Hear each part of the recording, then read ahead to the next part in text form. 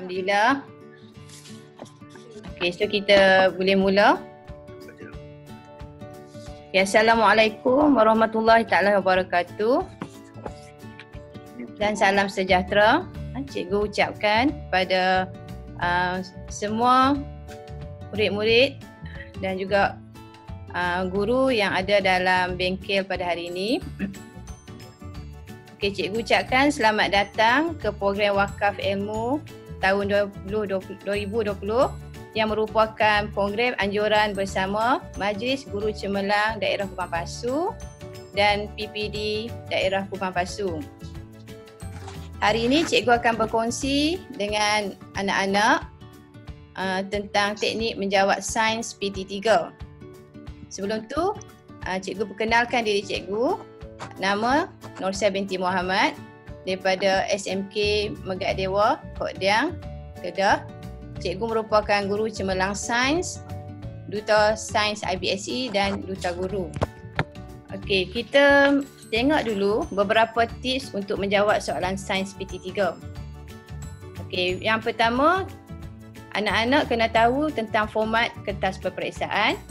Kena faham arahan yang diberikan di dalam soalan, garis kata kunci di dalam soalan, dan kemudian anak-anak kena kenal pasti berapa jumlah markah yang diperuntukkan di dalam kertas peperiksaan. Okey, kemudian anak-anak kena tahu struktur jawapan anak-anak. Ia adalah kertas ujian bertulis. Okey.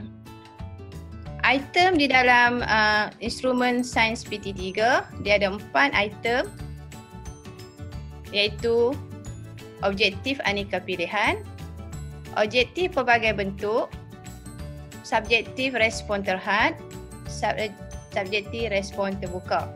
Okey. So ada 3 bahagian di dalam kertas ujian bertulis sains PT3. Kita ada bahagian A, bahagian B dan bahagian C. Untuk bahagian A, ada 20 soalan objektif dengan jumlah markah dia 20 markah. Untuk bahagian B, dia ada 5 soalan dengan jumlah markah 20 markah. Dan bahagian C, 6 soalan dengan jumlah markah 60 markah. Okey, jadi jumlah keseluruhan ialah 100 markah dan anak-anak murid kena menjawab dalam masa 2 jam.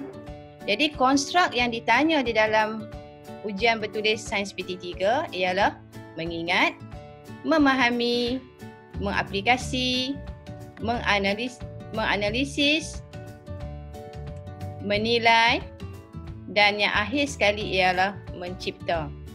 Jadi kalau kita tengok ini macam TP1, TP2, TP3, TP4, TP5 dan TP6. Okey, bahagian A, macam mana cikgu katakan tadi, soalan objektif aneka pilihan, 20 soalan dengan 20 markah. Satu soalan, 1 markah. Manakala bahagian B, soalan objektif pelbagai bentuk, ada 5 soalan. Soalan nombor 1 sehingga soalan nombor 5. Okey, setiap satu soalan masing-masing adalah 4 markah. Okey, kemudian bahagian C, soalan berbentuk subjektif respon terhad dan juga subjektif respon terbuka, ada 6 soalan. Untuk soalan nombor 6 dan soalan nombor 7, 8 markah. Soalan nombor 8 dan nombor 9 masing-masing 10 markah. Dan soalan nombor 10 dan soalan nombor 11 masing-masing 12 markah. Dan jadi untuk bahagian C, jumlah keseluruhan dia ialah berapa markah? 8, 9, 10. Jumlah keseluruhan dia ialah 60 markah. Okey. Dan untuk soalan nombor 10, soalan nombor 10 ialah soalan prosedur. Dan soalan nombor 11 biasanya soalan reka cipta. Okey. Beberapa kata tugas yang perlu anak-anak ketahui di dalam menjawab soalan sains PT3 ialah uraikan, cadangkan, bincangkan, terangkan, lakarkan, bandingkan, lukiskan, jelaskan, definisi, soalan definisi, tuliskan, hubung kaitkan, pilih, susun, wajarkan dan beberapa lagi. So di sini cikgu letak beberapa saja contoh kata tugas. Dan hari ini cikgu nak bincang 3 kata tugas, iaitu lakarkan, wajarkan dan terangkan. Okey, kita tengok dulu definisi wajarkan. Wajarkan iaitu membuat pertimbangan terhadap sesuatu perkara dengan mengambil kira pelbagai aspek sama ada kebaikan, keburukan, kelebihan atau kekurangan.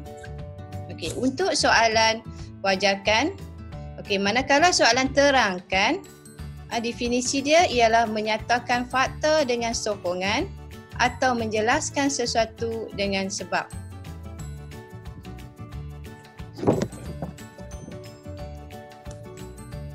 Okey, kita tengok contoh soalan wajarkan yang pertama. Okey, Ali membasuh pinggan mangkuk yang telah digunakan. Terdapat 2 kaedah, kaedah R dan kaedah S yang boleh diaplikasikan oleh Ali untuk membasuh pinggan mangkuk tersebut. Okey, diberi jadual, kaedah R dan maklumat serta kaedah S dan maklumatnya. Dengan menggunakan alasan yang munasabah, wajarkan kaedah R dan kaedah S yang dinyatakan di atas. Okey, jadi dalam soalan wajarkan, kita boleh jawab kaedah R pun betul, kaedah S pun betul. Jadi di sini kita tengok berapa markah? 4 markah. Maknanya jawapan kita mesti ada 4 poin. Okey. Sekarang cikgu nak jawab kaedah R. Macam mana jawapan untuk kaedah R? Okey, dalam kaedah R, okey, kita tengok 3 sudu deterjen dengan 1 mangkuk air. Okey, kaedah S, 5 sudu deterjen dengan 1 mangkuk air. Ini berkaitan dengan tajuk keterlarutan kan? Nah, tajuk air dan larutan. Jadi maksudnya untuk kaedah R ni, larutan dia lebih cair. Larutannya lebih cair. Jadi jawapan kita berdasarkan pada maklumat ni, kita kata okey, ianya lebih cair ataupun ianya mudah untuk dibilas. Okey.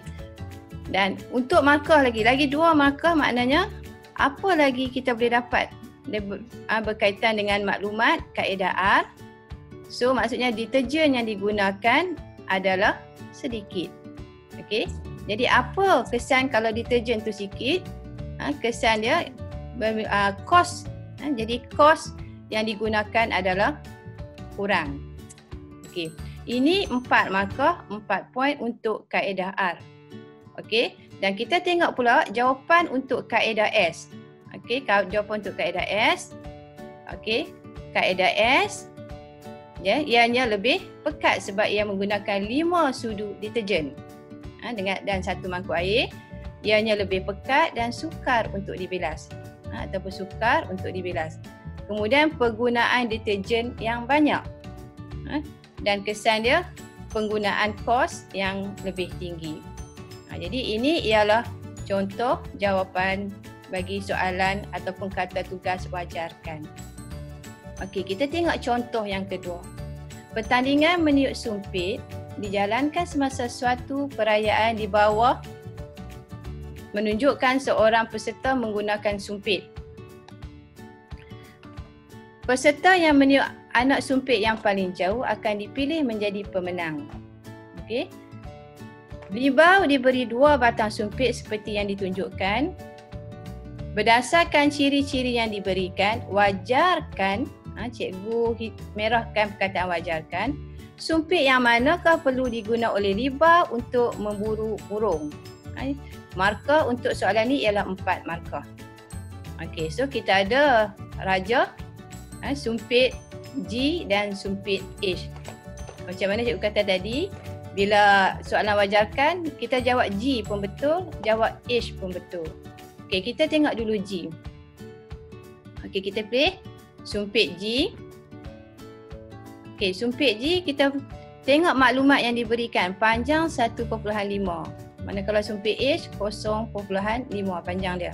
Berat 500 gram, sumpit H berat 200 gram. Jenis bahan, kedua-dua dibuat daripada buluh. Okey, jarak sumpitan untuk sumpit G 50 meter berbanding sumpit H, jarak sumpitannya ialah 20 meter. Jadi maknanya kita tengok kelebihan pada sumpit G ialah jarak sumpitan dia yang lebih jauh. Okey. Kemudian untuk membolehkan dia pergi pada jarak yang lebih jauh, maka tajuk ini berkaitan dengan tajuk tekanan. Okey. So dia dapat menghasilkan tekanan udara yang lebih tinggi dan oleh itu dia dapat sasaran yang lebih jauh. Okey. Dan ini untuk jawapan bagi sumpit G. Okey, kita tengok pula jawapan untuk sumpit H. Okey, sumpit H. Okey. Kita tengok berat dia 200 gram berbanding dengan berat sumpit G 500 gram. Maknanya ianya mudah dibawa. Okey. So kalau mudah dibawa, kenapa dia mudah dibawa? Sebab dari segi berat ia lebih ringan. Okey. Dan kita punya sasaran kita adalah sasaran yang lebih dekat. Ini untuk jawapan bagi sumpit H. Okey, kemudian cikgu nak pergi kepada kata tugas lakarkan. Okey, kita tengok definisi lakarkan. Lakarkan memberi persembahan berbentuk raja, gambar raja atau peta serta secara kasar dan tidak memerlukan perincian. Okey. Lakarkan, kita tengok soalan yang pertama tu. Lakarkan pengubah suaian pada alat di bawah dan terangkan supaya ia boleh digunakan untuk menuai buah kelapa sawit dari ketinggian pokok yang berbeza. Markah yang diperuntukkan adalah 3 markah. Okey, ini soalan ujian bertulis Sains PT3 tahun 2015. Okey, ini alat yang ditunjukkan. Jadi bila dia kata lakarkan, maknanya dia tambahkan kayu, pembulih, sebarang bahan yang anak-anak boleh tambah kat sini. Contoh kat sini kayu, buluh. So kemudian anak perlu tandakan di mana penyambung dia. Macam mana anak-anak sambung? Okey, skru ke ataupun ikat dengan tali. Itu ialah pengubah suaian kita. Okey. Kemudian sebab soalan ni 3 markah, maknanya kita lakarkan dan kita labelkan 1 markah. Okey. Dan 2 markah lagi ialah terangkan, kita huraikan.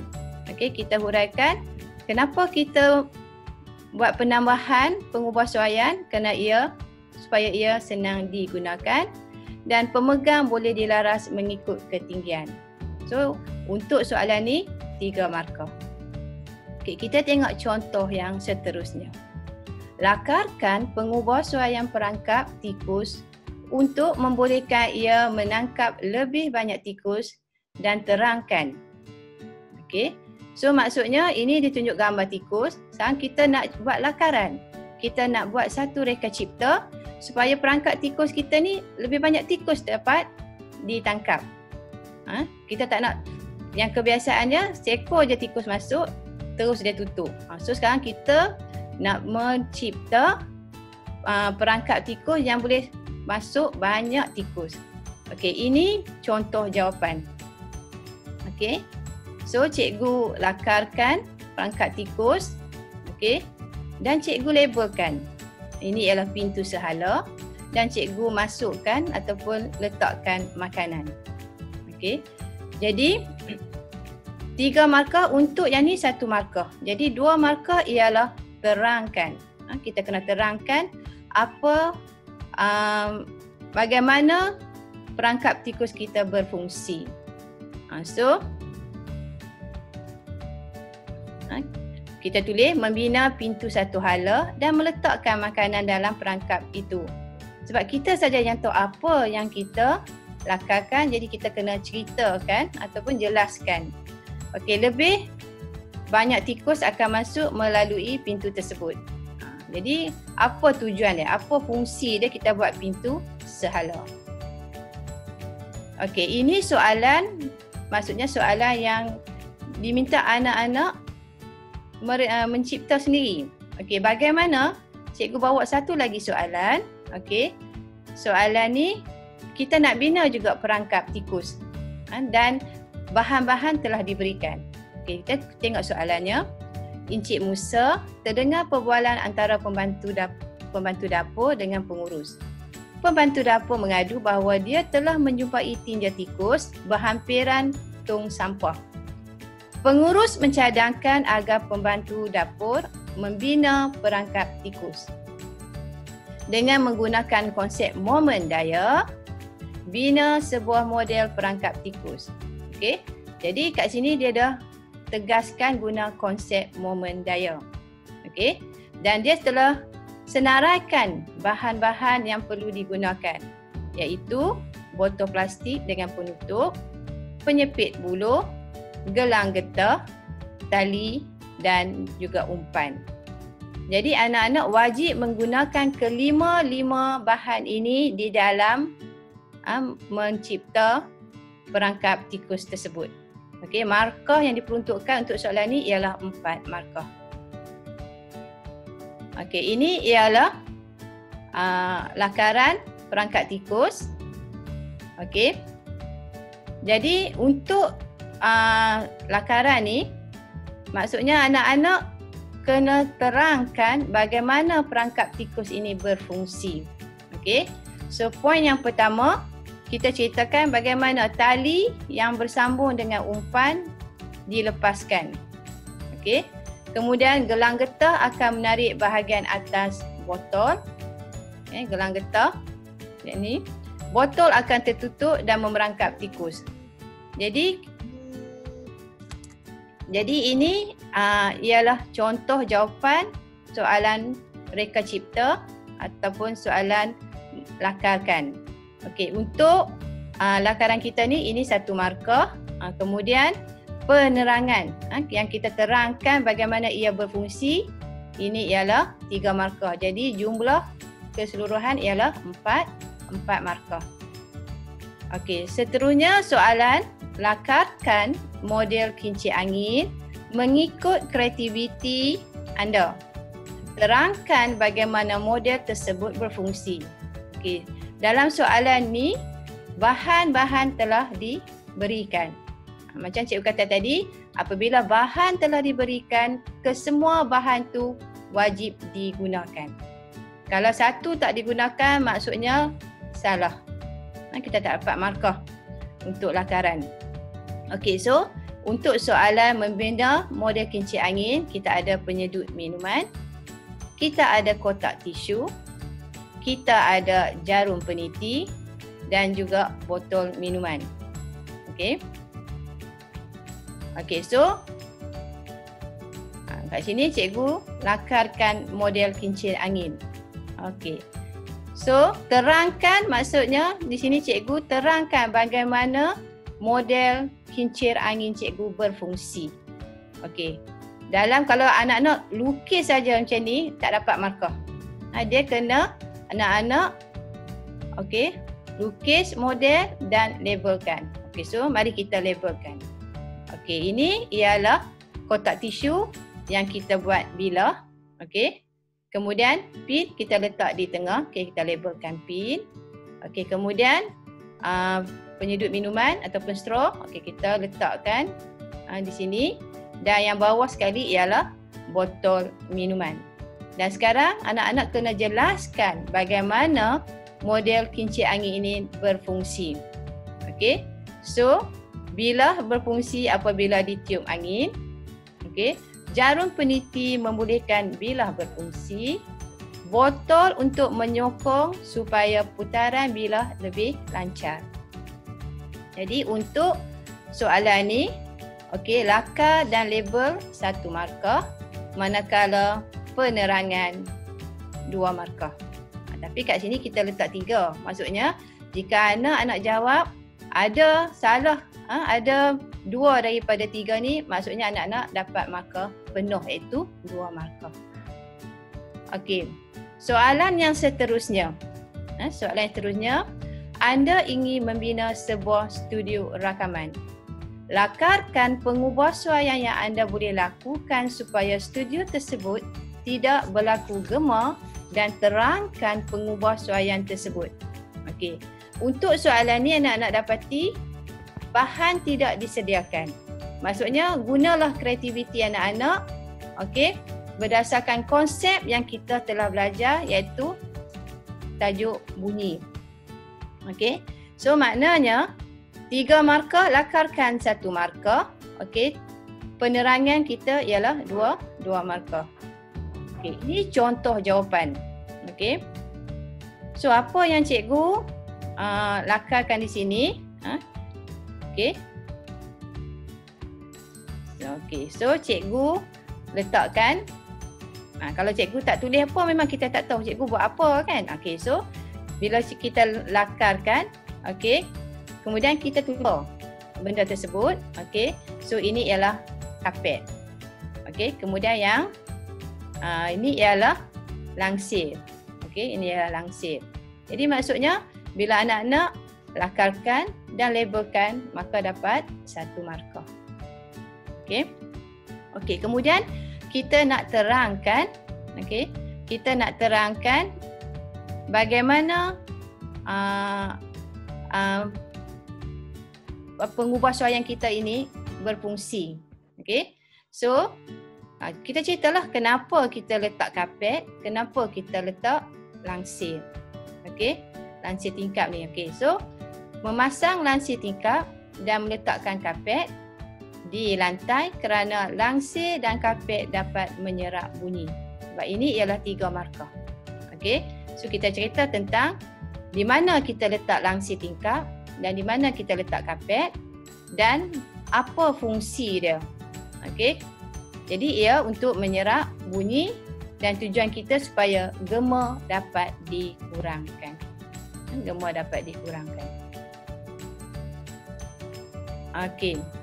Jadi anak-anak, kalau kita tengok di sekolah, kita perlu melakukan PBL, PBL ataupun Project Based Learning ataupun Problem Based Learning. Sebenarnya apabila anak-anak melakukan projek, itulah yang membantu anak-anak untuk menjawab soalan reka cipta. Yang biasanya digunakan kata tugas lakarkan, binakan kan. Maksudnya inilah yang membantu anak-anak untuk menjawab soalan nombor apa? Nombor 11. Okey. Jadi cikgu rasa pengkongsian cikgu pada hari ini dapat membantu anak-anak untuk menjawab soalan sains PT3. Okey. So yang ni 1 markah. Okey, yang ni 2 markah. Jadi cikgu harap anak-anak kena pastikan baca soalan betul-betul. Okey, baca soalan betul-betul. Kan, kemudian pastikan kata tugas. Sebab kita nak jawab berdasarkan kehendak kata tugas apa yang diminta dan tengok markah, berapa markah yang perlu dijawab. Yang perlu diberikan oleh anak-anak. Biasanya anak-anak tengok markah 4. Jawapan anak-anak selalu panjang. Tapi bila dapat, cikgu semak dapati markah yang betul ialah 1. Itu ialah sebab kesilapan anak-anak di bawah anak-anak tidak kena sendiri buat wajarkan sendiri. Cukup tak jumlah poin ataupun jawapan yang diberikan memenuhi jumlah markah yang diperuntukkan. Okey. Okey, jadi inilah sedikit sebanyak perkongsian cikgu pada hari ini. Okey. Cikgu doakan supaya anak-anak sentiasa cemerlang di dalam mata pelajaran sains PT3 dan semoga terus belajar. Amin. Dan sekian, terima kasih. Terima kasih, Yo. Terima kasih, Yo. Okey, sama.